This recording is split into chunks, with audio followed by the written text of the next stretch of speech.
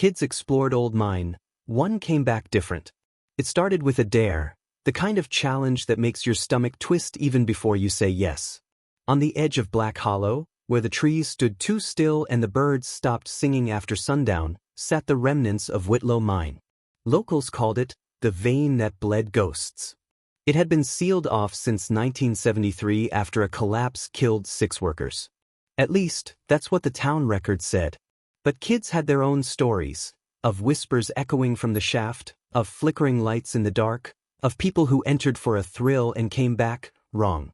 So when 13-year-old Max dared his best friends, Leo, 12, and twins Avery and Eli, both 11, to sneak inside the mine one Saturday afternoon, they couldn't resist. They told their parents they were biking the trail. They packed flashlights, sandwiches, and a GoPro Max had stolen from his older brother's room. They never meant to stay long. Just enough to film something creepy, post it online, and maybe go viral. The sun was high when they reached the rotted-out wooden barrier.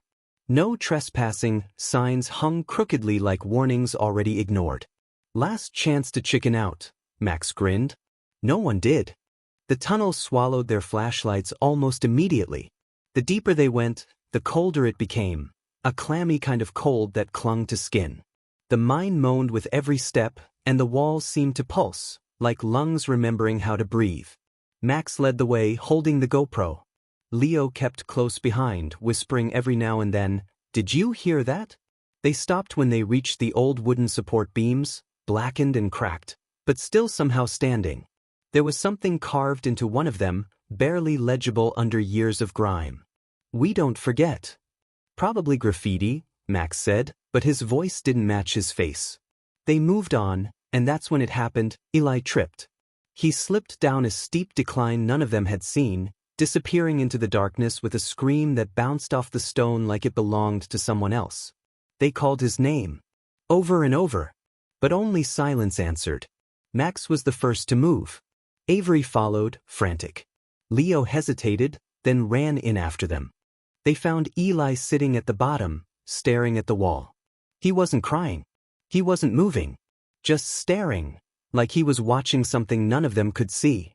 "Are you hurt?" Avery knelt in front of him. He blinked once. "They showed me," he said softly. "Who?" Eli looked past her, his eyes unfocused. "The ones who stayed." They helped him up and hiked out, shaken but unharmed, or so it seemed. It was only later that things began to change. At first, it was little things. Eli stopped speaking and less spoken to. He no longer laughed at Avery's jokes or ate his favorite cereal. He spent hours sitting by the window watching the woods. When his mother asked what he was looking at, he said, "They're coming back." He began drawing things, hundreds of things, on the walls, on the backs of school papers, on the underside of his bed. Circles, spirals, eyes. Always eyes. Max and Leo noticed too. One afternoon, Max came over to check on him. "Do you remember what you said in the mine?"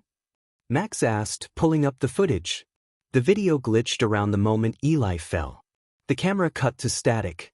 Then, for exactly 3 seconds, the frame returned, showing Eli in the tunnel. He wasn't alone.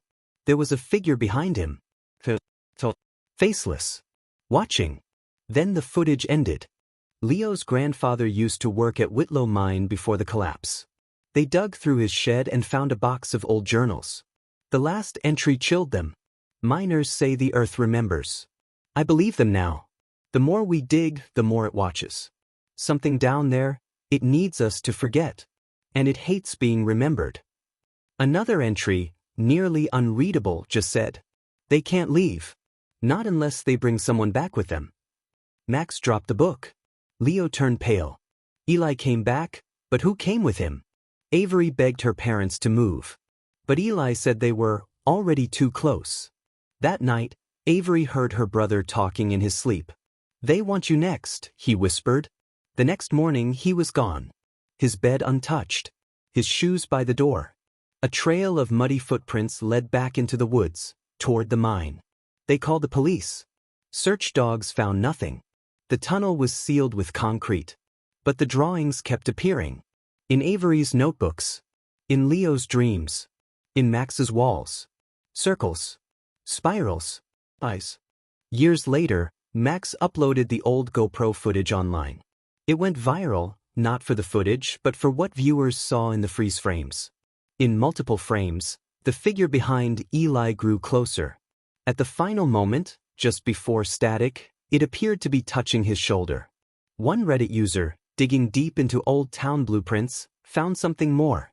Whitlo Mine wasn't just a mine. It was a test site for sensory isolation experiments. Children were used. Most never returned. Some were changed. Max moved away. Leo did too. Avery never left. Sometimes, she wakes in the night to find new drawings on her window.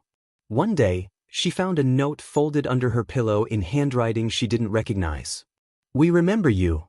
That night, she saw her brother standing at the edge of the woods, staring at her bedroom window. Smiling. And behind him eyes.